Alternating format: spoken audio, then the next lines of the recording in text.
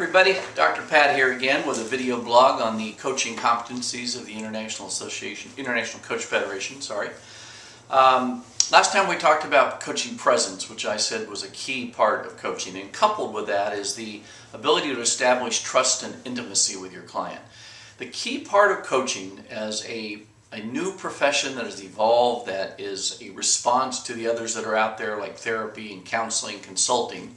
People seek coaching because it's also something that is confidential, it's private, and so they have to be able to trust you. The clients have to be able to trust you. And you need to be able to trust that you can create the environment that we talked about last time with presence. So in addition to having all the skills that go into coaching, the early set has to be developing trust and intimacy with your client. Now let's look at that word trust. How do they trust you? You need to be authentic. You need to follow through on what you say. You need to show up on time, but you also need to be able to handle sensitive information that clients might tell you, personal information, that they don't share with other people. They need to feel that they're heard and that that is taken in a sense of trust, that it's not shared with anybody else, and that you don't judge. Use kind of a charge neutral approach when they tell you things about their finances, about their dreams, about their relationships, about their health, whatever it may be. And the intimacy in coaching comes even if it's on telephone, even if you're doing distance coaching. Look at that word intimacy. It's into me I see. You could say it that way. Into me I see. So it gives the client an opportunity to see into themselves, to hear themselves speak things they've not spoken before and say it out loud to their coach and get some feedback that creates that sense of intimacy. I think human beings often are afraid to say something about themselves because they think it's unique to them. And it turns out millions of other people probably could share the same story.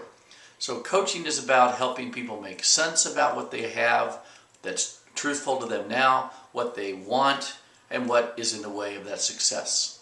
So you'll see that you can do that through coaching, and it's a powerful, powerful process. You need to experience that as a client. You need to be coached and experience that, and you need to experience that as a coach of someone else.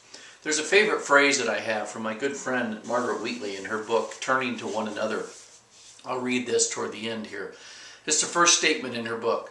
I believe we can change the world if we start listening to one another again. Simple, honest, human conversation.